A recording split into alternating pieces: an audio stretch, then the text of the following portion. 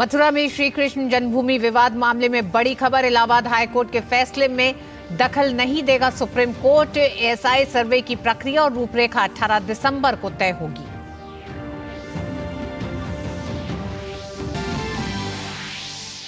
PM Modi की मौजूदगी में राजस्थान में नई सरकार ने ली शपथ। आज अपने जन्मदिन पर भजनलाल शर्मा ने संभाली सूबे की कमान। दिया कुमारी और डॉक्टर प्रेमचंद बैरवा बने डिप्टी सीएम।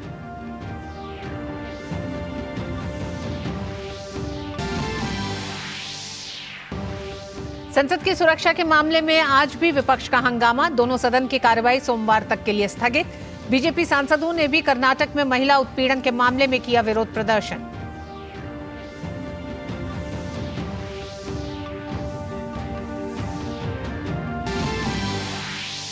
नक्सलियों से जुड़े मामले में एनआईए की बड़ी कार्रवाई। बिहार, झारखंड, दिल्ली और मध्य प्रदेश में 26 जगहों पर छापेमारी।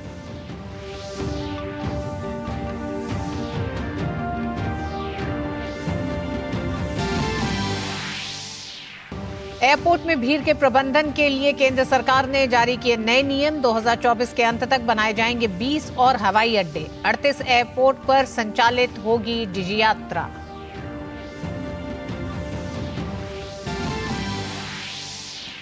नई ऊंचाइयों पर पहुंचा शेयर बाजार। सेंसेक्स पहली बार 71,000 के पार तो वहीं 21,000 के स्तर से आगे पहुंचा निफ्टी।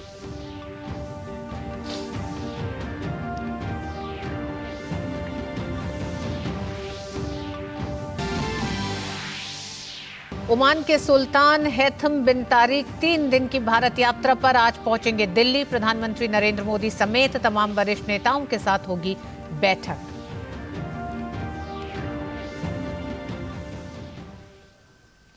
नमस्कार, आप देख रहे हैं डीडी न्यूज। मैं हूं ऋतु वर्मा। खबरों को विस्तार से देखते हैं। मथुरा में श्री कृष्ण जन्मभूमि मामले में सुप्रीम कोर्ट से मस्जिद पैरोकारों को कोई राहत नहीं मिली है।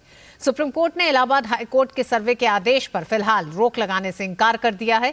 सुप्रीम कोर्ट ने आज शाही ईदगाह मस्जिद परिसर के सर्वे के लिए कोर्ट कमिश्नर की नियुक्ति के इलाहाबाद उच्च न्यायालय के फैसले पर कोई दखल देने से इंकार किया है।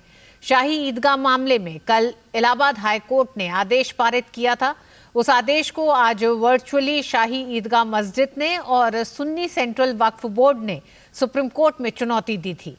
उन्होंने मांग की थी कि इलाहाबाद हाईकोर्ट की कार्रवाई पर रोक लगा दी जाए। वहीं सुप्रीम कोर्ट ने इससे इंकार कर दिया। आपको बता दें कि इससे एक दिन पहले ही मामले में इलाहाबाद हाईकोर्ट ने कोर्ट कमिश्नर सर्वे कराए जाने का फैसला लिया है। कल ऑनरेबल इलाहाबाद हाईकोर्ट ने आदेश पारित किया था एडवोकेट कमिश्नर का अपॉइंटमेंट का। उस आदेश को आज वर्चुअली शाही ईदगाह मस्जिद ने और सुन्नी सेंट्रल वक्फ बोर्ड ने सुप्रीम कोर्ट में चुनौती दी थी बिना कोई प्रॉपर एसएलपी के। और उन्होंने सुप्रीम कोर्ट के सामने डिमांड की थी कि इस मैटर पे स्टे लगा दिया जाए, इलाहाबाद हाईकोर्ट की प्रोसीडिंग्स पे स्टे लगा दिया जाए, जिसको आज सुप्रीम कोर्ट ने सिरे से इनकार कर दिया। सुप्रीम कोर्ट ने कहा कि ये मैटर 9 जनवरी के लिए निर्धारित है, हम उसी दिन इसको सुनेंगे और इलाहाबाद हाईकोर्ट अगर कोई आदेश पारित करता है और आप उससे एग्रीव्ड है तो आप उसके खिलाफ जो आपकी अप्रोप्रिएट रेमेडीज है उस पर आ सकते हैं। पर स्पष्ट रूप से सुप्रीम कोर्ट ने कहा कि जो कल इलाहाबाद हाईकोर्ट ने आदेश पारित किया है वो हमारे सामने है भी नहीं, आपने उसको चैलेंज भी नहीं किया है। बिना ऑर्डर देखे हुए हम उसको कैसे स्टे कर सकते हैं, और इलाहाबाद हाईकोर्ट ने स्टे लगाने से मना कर दिया। राजस्थान के मनोनीत मुख्यमंत्री भजनलाल शर्मा के लिए आज दोहरी खुशी का दिन है। आज उनका जन्मदिन है और इस बेहद खास मौके पर वो मुख्यमंत्री पद और गोपनीयता की शपथ भी ली उन्होंने। उनके साथ दोनों उप मुख्यमंत्री दिया कुमारी और प्रेमचंद बैरवा ने भी शपथ ली। हालांकि बाकी मंत्रियों को बाद में शपथ दिलाई जाएगी। कार्यक्रम में प्रधानमंत्री नरेंद्र मोदी, केंद्रीय गृह मंत्री अमित शाह, बीजेपी अध्यक्ष जेपी नड्डा और बीजेपी शासित राज्यों के मुख्यमंत्री भी मौजूद थे। बीजेपी ने राजस्थान चुनाव में 199 में से 115 सीटों पर जीत दर्ज की है। संसद की सुरक्षा में बुधवार को हुई चूक के बाद विपक्षी दलों के सांसदों के हंगामे के कारण संसद के दोनों सदनों की कार्रवाई सोमवार सुबह 11 बजे तक के लिए स्थगित कर दी गई है। लोकसभा में विपक्षी दलों के सांसद इस मामले पर गृह मंत्री अमित शाह के बयान की मांग कर रहे थे। आज सुबह 11 बजे लोकसभा की कार्रवाई जैसे ही शुरू हुई वैसे ही विपक्षी सांसद हंगामा करने लगे। ऐसे में कार्रवाई शुरू होने के 1 मिनट के भीतर ही सदन की कार्रवाई स्थगित करने का ऐलान कर दिया गया। राज्यसभा में भी सांसदों के हंगामे के कारण सभापति ने तुरंत सदन की कार्रवाई स्थगित कर दी। विपक्ष द्वारा नियम 267 के तहत कार्य स्थगन प्रस्ताव के तहत संसद की सुरक्षा में चूक मामले पर चर्चा के लिए 23 नोटिस दिए गए, जिस पर सभापति ने अपना पक्ष रखते हुए कहा कि इस मामले पर जांच चल रही है और सदन में सभापति के द्वारा इस परिस्थिति को स्पष्ट कर दिया गया है। सदन स्थगित होने के बाद विपक्षी दलों के सांसदों ने संसद परिसर में स्थित गांधी प्रतिमा के पास सांसदों के निलंबन का भी विरोध किया।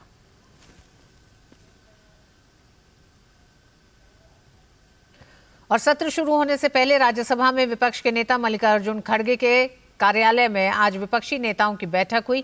इस बैठक में 13 दिसंबर को संसद की कार्रवाई में कुछ लोगों द्वारा बाधा डालने से जुड़े मुद्दे पर चर्चा हुई। वहीं सरकार की ओर से कहा गया है कि यह संवेदनशील मामला है, विपक्ष को इसे समझना चाहिए। मामला कोर्ट में है और उच्च स्तरीय जांच भी चल रही है। ये टोटल ये दोनों बिल्डिंग जो है ये स्पीकर के अधीन आता है, स्पीकर के कार्यक्षेत्र में आता है। ठीक है, स्पीकर साहब ने जो कुछ भी आदेश दिया सर्वदलीय बैठक बुला के, वो आदेश सरकार इन लेटर एंड स्पिरिट हम फॉलो कर रहे हैं। तो इसके बावजूद भी अभी कोर्ट में भी है मामला और जांच चल रहे हैं, उच्च स्तरीय जांच चल रहे हैं, high level inquiry is going on. इसके ये सब चलते हुए इस बीच में हम सदन चलाने न देंगे। इनका स्टेटमेंट है क्या, ये सेंसिटिव मामला है, they should understand it, they should behave responsibly. पहले दिन ही स्पीकर महोदय ने कहा था कि सचिवालय जो हमारा लोकसभा का सचिवालय है उसकी जिम्मेदारी है पार्लियामेंट के अंदर सिक्योरिटी की, और उन्होंने सभी पार्टी के नेताओं को बुलाकर बातचीत भी की, उनके और सुझाव लेने के लिए भी तैयार हैं। उसमें कुछ बदलाव करना तो उसके लिए भी वो तैयार हैं, लेकिन उसके लिए सदन ना चलने दें। अगर विपक्ष के पास सुझाव है तो ऑल पार्टी मीटिंग में आके सुझाव दें, अगर उनको कुछ और बदलाव करने हैं तो वो भी लिखित रूप में दें या वहाँ पे करें। सदन की कार्रवाई को रोकना ये अपने आप में दिखाता है कि विपक्ष के पास अब कोई मुद्दा नहीं बचा है। वहीं संसद की सुरक्षा मामले में फरार आरोपी ललित मोहन झा से दिल्ली पुलिस लगातार पूछताछ कर रही है। पुलिस को उम्मीद है कि इसके बाद कुछ और अहम खुलासे होंगे। इससे पहले इस मामले में गिरफ्तार 4 आरोपियों को पटियाला हाउस कोर्ट ने 7 दिन की पुलिस रिमांड में भेज दिया है। दिल्ली पुलिस की स्पेशल सेल ने 15 दिनों की मांग रिमांड की थी। बता दें कि लोकसभा में कूदने वाले दोनों लोगों का नाम सागर शर्मा और मनोरंजन डी है। भाजपा संसद में सेंधमारी के मास्टरमाइंड ललित झा को लेकर टीएमसी को घेर रही है। भाजपा सांसद लौकित चैटर्जी ने टीएमसी नेता तापस रॉय के साथ ललित झा की तस्वीर साझा करते हुए कहा कि कोई भी देश विरोधी गतिविधि हो, टीएमसी का उसके साथ कोई ना कोई संबंध निकल ही आता है। ये टीएमसी विधायक तापस राय है, उसका क्षेत्र का एमपी है सुदीप बंदोपाध्याय, नॉर्थ कोलकाता का एमपी है। तो ये तापस राय है, इनके साथ जो इनका ललित झा का जो मास्टरमाइंड है, पूरा जो कल ऑपरेशन हुआ उसका मतलब डायरेक्टर था। ये पूरा एकदम सब कुछ किया, उनका प्लान माफिक हुआ है। तो मतलब टीएमसी इतना बड़ा बात कर रहे हैं। जब हम लोग देखते हैं कि कोई देश विरुद्ध काम करते हैं, टुकड़े टुकड़े गैंग जो है वो काम करते, उसके साथ टीएमसी का तो जोग होगा ही होगा, कनेक्शन होगा ही होगा। आज पूरा स्पष्ट हो गया। हम लोग चाहते हैं कि दिल्ली पुलिस इसका पूरा जांच करे। एक तरफ विपक्ष ने आज जहां सांसदों के निलंबन का विरोध करते हुए संसद भवन परिसर में प्रदर्शन किया, तो वहीं बीजेपी सांसदों ने भी कर्नाटक में हुआ ताजा घटनाक्रम पर वहां की सरकार को घेरा। संसद भवन परिसर में ही भाजपा सांसदों ने कर्नाटक के बेलगाम में दलित महिला के साथ हुए अत्याचार को लेकर प्रदर्शन किया। बेलगाम डिस्ट्रिक्ट के एक गाँव में एक औरत को नंगा कर को मारपीट करके जुलूस निकाला है और इतना क्रूयल था वो, तो क्रूर रूप से किया है और स्वयं कर्नाटक हाईकोर्ट कॉग्निजेंस लिया है।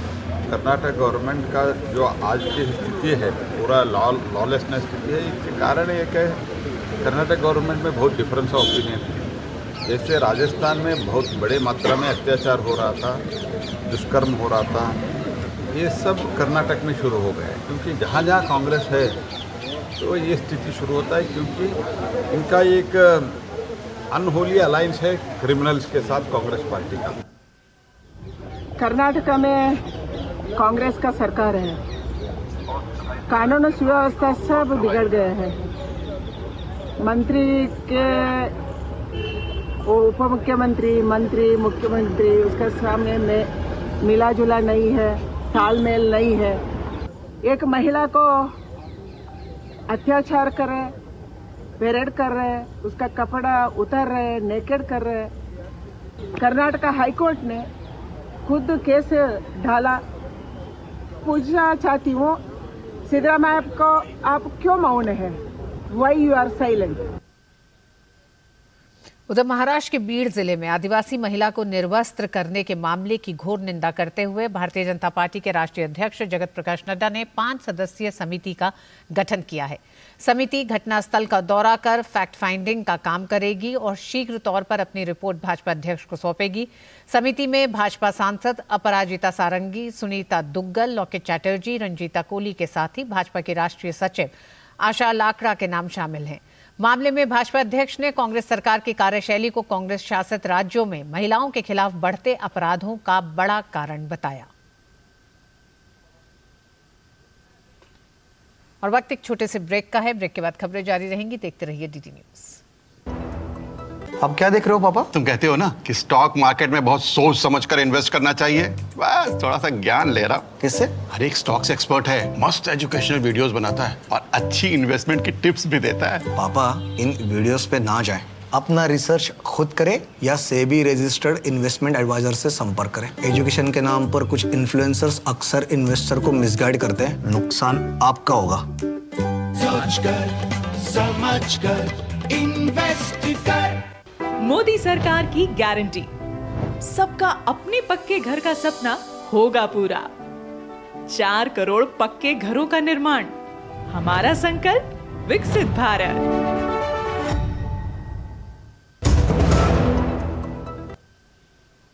और जैसा कि हमने आपको बताया था, मथुरा कृष्ण जन्मभूमि मामले पर आज सुप्रीम कोर्ट ने भी वक्फ बोर्ड की दलीलों को खारिज कर दिया और सुप्रीम कोर्ट ने इस मामले को सुनने से इंकार कर दिया है। इसी खबर पर और बात करने के लिए हमारे साथ जुड़ गए हैं संपादक ऑर्गेनाइजर प्रफुल्ल केतकर। प्रफुल्ल केतकर जी, आपका बहुत बहुत स्वागत है।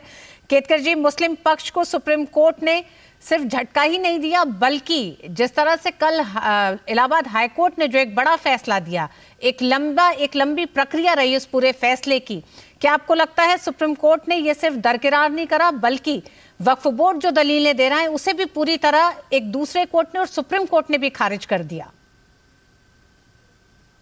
जी बिल्कुल। देखिए, इस मामले को हमको ठीक से समझना होगा कि मथुरा में ऋतु जी, हिंदू पक्ष ने एक याचिका जो दाखिल की थी, जिसके अनुसार सर्वे की मांग की गई है।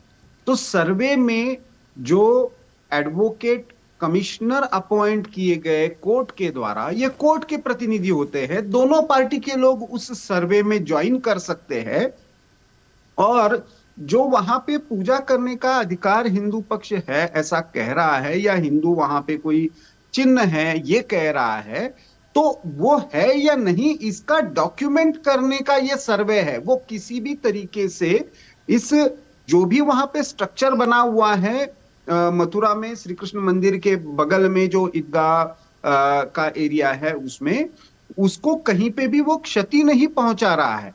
अब हुआ क्या, कल हाई कोर्ट में जो मुस्लिम सुन्नी वक्फ बोर्ड ने और ईदगाह समिति ने जो ऑब्जेक्शन रेज किया था कि इस पर रोक लगनी चाहिए, वो इलाहाबाद हाई कोर्ट ने उसको सिरे से नकार दिया। फिर आज वो सुप्रीम कोर्ट पहुंचे। अब सुप्रीम कोर्ट में उन्होंने ऑलरेडी एक याचिका दायर की हुई है, जिसके अनुसार वो कह रहे हैं कि इससे जुड़े हुए सारे मामले जो है वो इकट्ठा सुप्रीम कोर्ट में उसकी सुनवाई हो। सुप्रीम कोर्ट ने कहा है कि इसकी सुनवाई हम 9 जनवरी को करने वाले हैं। तो आप बीच में क्यों आ रहे हो, जब आप कह रहे हो कि इसकी सबकी सुनवाई, और तब तक यदि मान लीजिए ये कमिश्नर का रिपोर्ट आ जाता है तो इससे तो बाकी केसेस पर कोई असर नहीं हो रहा है। तो इसलिए सुप्रीम कोर्ट ने इसको सिरे से नकार दिया है। और ये फिर से एक बार ये दिखाता है कि ये जो सारे ऐसे संवेदनशील मामले हैं, स्थान है, इसके मामले में, इस संदर्भ में तथ्य सामने लाने से सुन्नी वक्फ बोर्ड हो या वहां की ईदगाह समिति हो, वो क्यों डर रही है? एक बार कमिश्नर की रिपोर्ट आ जाए उसके बाद ही उसकी सही सुनवाई हो सकती है। तो मुझे लगता है कि कमिश्नर की रिपोर्ट पर अड़ंगा डालने का ये भी एक आखिरी दाव चला था, लेकिन शायद वो भी फेल हो गया है। जी प्रफुल्ल जी, काशी विश्वनाथ का जो पूरा मामला है, ज्ञानव्यापी मस्जिद का मामला, किस तरह से मथुरा कृष्ण जन्मभूमि से अलग होगा, और साथ ही साथ इस पूरे मामले में विष्णु शंकर जैन और हरिशंकर जैन की जो दलीलें हैं उसमें उनका कहना है कि जिस परिसर में जहां मस्जिद है उसके नीचे मंदिर है, तो ये इस सर्वे को आप किस तरह से देखते हैं? क्या एक बड़ा बदलाव, क्या एक लंबी मांग, एक लंबा विवाद जो था उसके अंत होने की तरफ बढ़ रहे हैं? हालांकि 18 दिसंबर को सर्वे के तौर तरीके तय किए जाएंगे। अभी जी ऋतु जी, मुझे लगता है कि कुछ अंतर इन मामलों में जरूर लीगल तौर पर होगा, और है भी, क्योंकि मथुरा की जो स्थिति है उसमें तो जो ओनरशिप के इश्यूज को लेकर 1967 तक की क्लैरिटी ऑफ डॉक्यूमेंट्स बिल्कुल सही तरीके से है, और वहां पे वो स्ट्रक्चर दो हिस्सों में किस तरीके से बटा हुआ है ये भी दिखता है। जहां तक काशी विश्वनाथ मंदिर की बात है, वहां पे जो मस्जिद वाला हिस्सा है वहां पे साल भर में पूजा एक बार होती रही है, पहले 5 बार भी होती थी। अब ये नियमित पूजा के अधिकार का मामला वहां पे बना हुआ है। तो काशी मथुरा के संदर्भ में होगा, उसमें उत्खनन वाला मामला आएगा। काशी वाले मामले में जो है वो जो ऑलरेडी हो रहा था उसको हमको नियमित रूप से करने का अधिकार। तो मुझे लगता है कि इसके लीगल पक्ष दोनों के अलग अलग है, लेकिन मूल मुद्दा वही है, क्या सही में ये जो भारत में प्राचीन काल से आस्था के जुड़े हुए केंद्र थे उनको क्या तोड़कर वहां पे मस्जिद नुमा स्ट्रक्चर बनाने का प्रयास किया गया है, और क्या इस्लामिक आधार पर जहां पे ऐसे पूजा पद्धति हो रही हो या किसी भी तरीके का जिसको हम कह सकते हैं मूर्ति पूजा होती रही हो, वहां पे क्या नमाज पढ़ा जा सकता है। तो ये सारा लीगल मुद्दे, लेकिन ये बाद में आएंगे। पहले तो अभी मूल मुद्दा है वो सर्वे का है। वहां पे जैसे कि हमको पता है, जहां तक काशी विश्वनाथ वाला मामला है वहां पे सर्वे की प्रक्रिया ऑलरेडी 2 फेजेस में हो चुकी है। मथुरा में सर्वे का जो टर्म्स एंड कंडीशंस है वो दोनों पक्षों को सामने रखते हुए 18 दिसंबर को कोर्ट अभी तय करेगा। जी प्रफुल्ल जी, ईदगाह कमेटी जब सुप्रीम कोर्ट गई तो क्या आपको ऐसा लगता है कि अगर इस तरह के मामलों पर एक अगर कोर्ट कमिश्नर नियुक्त किया जाता है और तथ्यों पर अगर आगे जांच होती है और चीजें साफ होती हैं, तो ये एक तरह से एक लॉन्ग रन के लिए बहुत बेहतर है? तो इसका विरोध क्यों करना है? इसके लिए क्यों सुप्रीम कोर्ट गए अपील करने के लिए, और सुप्रीम कोर्ट को अंततः ये कहना ही पड़ा कि सर्वे पर रोक लगाने से सुप्रीम कोर्ट ने इनकार कर दिया? देखिए, ये हमने अयोध्या मामले में भी देखा, फिर काशी विश्वनाथ मामले में भी देखा, और अब मथुरा के मामले में भी देख रहे हैं कि जब भी ऐतिहासिक तथ्यों को सामने लाने की बारी आती है, चर्चा की बारी आती है, पहले तो सिरे से नकारने की बारी ये प्रयास होता है, ऐसा कुछ हुआ ही नहीं। इतिहास नकारने से जख्म जो है वो भरे नहीं जा सकते। आप इतिहास स्वीकार कर लेते हो, और जिन्होंने ये किया है उनके साथ तो आज की ईदगाह समिति का या सुन्नी वक्फ बोर्ड का कोई संबंध है नहीं। यदि उन पर जो आरोप लगाए जाते हैं उनसे यदि आप संबंध जोड़ते हो तो समस्या है। तो मुझे लगता है कि चाहे इस्लामिक लॉ के हिसाब से हो, भारत के संविधान के हिसाब से हो, और इतिहास के तथ्यों के आधार पर हो, तो मुझे लगता है समाज में सही मायने में समुदायों में विश्वास का माहौल तभी पैदा होगा। हमने जैसे कि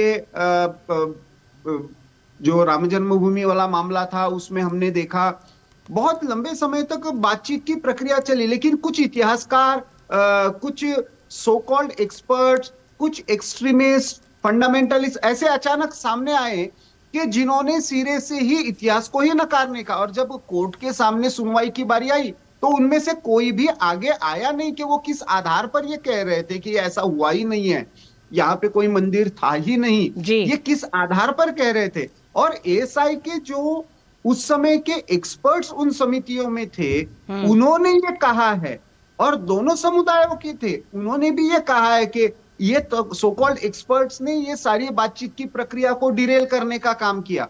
के मोहम्मद जो उस समय बीबी लाल की समिति में थे, उनका तो प्रसिद्ध बयान है कि यदि ये इतिहासकार बीच में नहीं कूदते तो शायद ये मामला इतना खींचता नहीं। तो मुझे लगता है कि समाज में संवाद सौहार्द ये बनाए रखना है तो हमको तथ्य इतिहास के सामने आने चाहिए, और शायद सर्वे उसी के लिए मदद करेगा, लीगल तौर पर भी और सामाजिक तौर पर भी। और कोर्ट ने शायद ये सर्वे को आगे जाने की मंजूरी देकर यही अपेक्षा की है कि आगे की सुनवाई आसान हो जाए, सर्वे की रिपोर्ट आ जाती है तो। प्रफुल्ल जी, इस पूरे मामले में सुन्नी वक्फ बोर्ड की लोकस स्टैंडी की अगर हम बात करें तो 1995 में सुन्नी वक्फ बोर्ड बना है। ऐसे में जब 1600 का ये मतलब 1600 की अगर हम बात करें तो तब से इस मस्जिद के इस कृष्ण मंदिर के साक्ष्य मौजूद हैं जो डॉक्यूमेंटेशन में है तमाम, और ये आज से नहीं है, यानी कि ब्रिटिश काल से उन सारे डॉक्यूमेंटेशन को रखा गया है जो दलीलें विष्णु शंकर जैन और उनके पिताजी दे रहे हैं कोर्ट में। ऐसे में सुन्नी वक्फ बोर्ड की मंशा क्या है, क्या इस पे भी सवाल उठते हैं अब? जी बिल्कुल उठेंगे, और मुझे लगता है इससे जुड़ी हुई भी बहुत सारी चीजें अभी कोर्ट्स में पेंडिंग हैं, क्योंकि वैसे देखा जाए तो सुन्नी वक्फ बोर्ड लाइक किसी और एक एनजीओ की तरह है। उनकी किसी ना समुदाय पर ना किसी उपासना पद्धति पर कोई ओनरशिप है। ऐसे में सुन्नी वक्फ बोर्ड का लोकस स्टैंडी एक बहुत पार्टियों में से एक पार्टी के रूप में तो हो सकता है, लेकिन वही हो जाता है कि जब कोई भी एक ऑर्गेनाइजेशन हो, दल हो या कोई भी एक ग्रुप हो, वो अपने आप को यदि किसी एक उपासना पद्धति का या किसी भी स्थानों का यदि अपने आप को ओनर मानने लगता है, सर्वे सर्वा मानने लगता है, तो उस कारण समस्या आने लगती है। मुझे लगता है आने वाले समय में ये भी केसेस बहुत सारे खुलेंगे तो ये सारे विषय चर्चा में आएंगे। लेकिन जी प्रफुल्ल जी, अंत में एक सवाल, सुन्नी वक्फ कानून 1995 में बना, उसी के तहत ये सुन्नी वक्फ बोर्ड बना है। क्या ऐसे में आपको लगता है कि आने वाले समय में जिस तरह से इन संपत्तियों पे सुन्नी वक्फ बोर्ड अपना अधिकार कहता है कि उसका अधिकार है, तो जो चीज 95 में बनी है उसका अधिकार सदियों सदियों पुरानी चीजों पे कैसे होगा? क्या आपको लगता है कि इस कानून को लेकर सरकार को भी आगे सोचने की जरूरत पड़ेगी आने वाले समय में? देखिए, हमने अभी अभी हमने रिसेंटली संसद में देखा, वक्फ कानून को लेकर भी एक प्राइवेट मेंबर बिल आया था, और उस पर कुछ ना कुछ मीडिया में भी इस पर चर्चाएं चल रही है। बहुत सारे एक्सपर्ट्स भी इसके संदर्भ में अभी अपनी बात खुलकर सामने रख रहे हैं।